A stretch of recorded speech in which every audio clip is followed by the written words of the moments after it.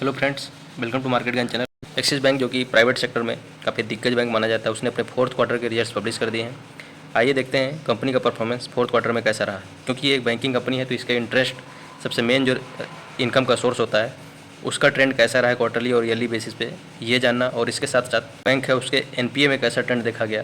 NPA मतलब जो non performing assets होते हैं, जैसे बैंक्स जो है कॉरपोरेट्स या रिटेल्स को लोन लेंड करती है तो उसके बिहाफ में लोन लेने वाले को ईएमआई पे करनी पड़ती है या जो प्रिंसिपल अमाउंट है उसको पे करना पड़ता है।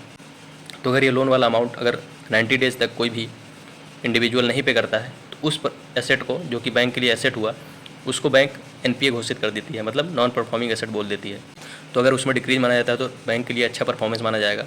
तो आइए देखते हैं कंपनी का जो परफॉर्मेंस है क्वार्टरली बेसिस पे कैसा रहा।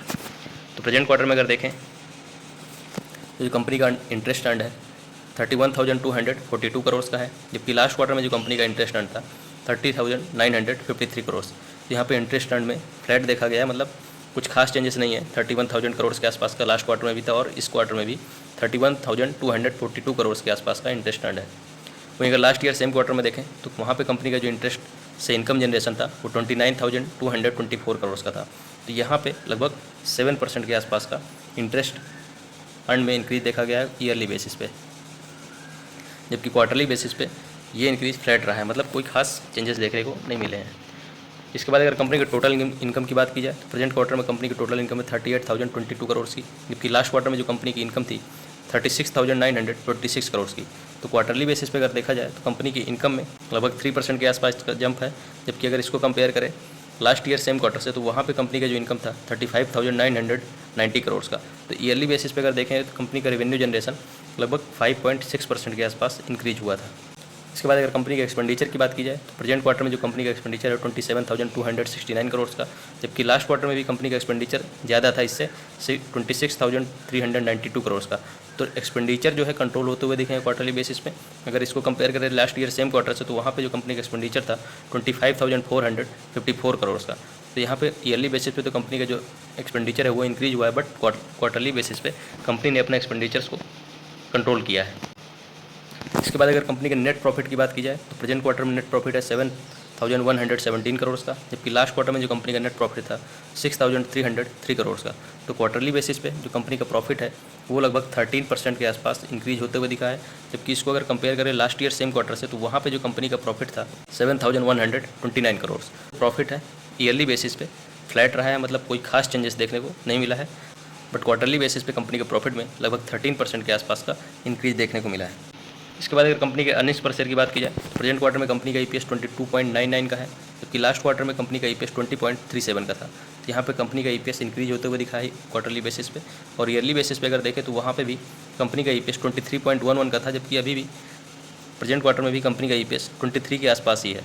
तो ईयरली बेसिस पे कंपनी का ईपीएस प्रॉफिट की तरह ही फ्लैट रहा है, बट क्वार्टरली बेसिस पे कंपनी के ईपीएस में भी इंक्रीज देखने को मिला है। इसके बाद सबसे मेन चीज़ जो बैंकिंग स्टॉक्स के लिए होती है, एनपीए का ट्रेंड कैसा रहा है, मतलब नॉन परफॉर्मिंग एसेट्स से जो उनका ट्रेंड क्वार्टरली ईयरली बेसिस पे कैसा रहा है। तो प्रेजेंट क्वार्टर में अगर एनपीए देखें तो 0.33% है, जबकि लास्ट क्वार्टर में जो कंपनी का एनपीए था 0.35%।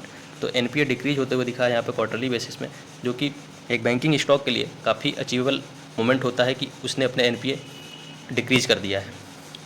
जबकि इसको अगर कंपेयर करें लास्ट ईयर सेम क्वार्टर से तो वहाँ पे कंपनी का जो एनपीए था 0.31 का। तो यहाँ पे ईयरली बेसिस पे कंपनी के एनपीए में इंक्रीज देखने को मिल रहा है, बट क्वार्टरली बेसिस पे इन्होंने एनपीए कंट्रोल अचीवेबल मोमेंट अपने लिए हासिल किया है।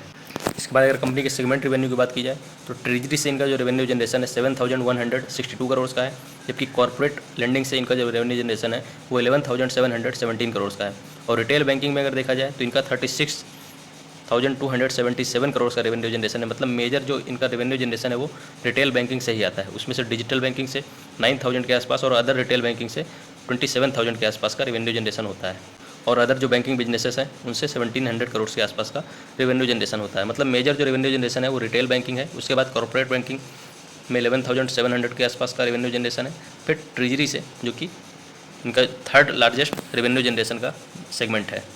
इसके बाद अगर कंपनी के शेयर होल्डिंग पैटर्न की बात की जाए तो एक्सिस बैंक की शेयर होल्डिंग में यहाँ पे प्रोमोटर्स की शेयर होल्डिंग में डिक्रीज देखने को मिल रहा है क्वार्टरली बेसिस पे। लास्ट क्वार्टर में प्रोमोटर्स की शेयर होल्डिंग थी 8.23%, जो अभी डिक्रीज होकर हो गई है 8.18%। एफआईआईज की शेयर होल्डिंग अगर देखें तो पिछले क्वार्टर कंपैरिजन में काफ़ी ज़्यादा डिक्रीज देखने को मिला है। लास्ट क्वार्टर में एफआईआईज की शेयर होल्डिंग थी 47.32%, जो अभी डिक्रीज होकर हो गई है 43.94%। वहीं अगर डीआईएच की शेयर होल्डिंग देखें तो यहाँ पे इंक्रीज देखने को मिला है क्वार्टरली बेसिस पे। लास्ट क्वार्टर में डीआईएच की शेयर होल्डिंग थी 37.48%, जो अभी इंक्रीज होकर हो गई है 40.87%।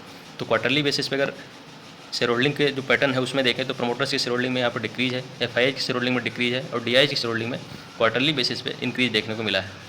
तो अगर ओवरऑल रिजल्ट्स के अगर एनालिसिस किया जाए, रेवेन्यू है उसमें ईयरली बेसिस पे 5.6% के आसपास का इंक्रीज है। वहीं सबसे जो शानदार बात रही है प्रॉफिट में, कंपनी के जो क्वार्टरली प्रॉफिट रहे हैं उसमें 13% के आसपास का इंक्रीज देखा गया है। तो धन्यवाद, मिलते हैं अगले वीडियो में।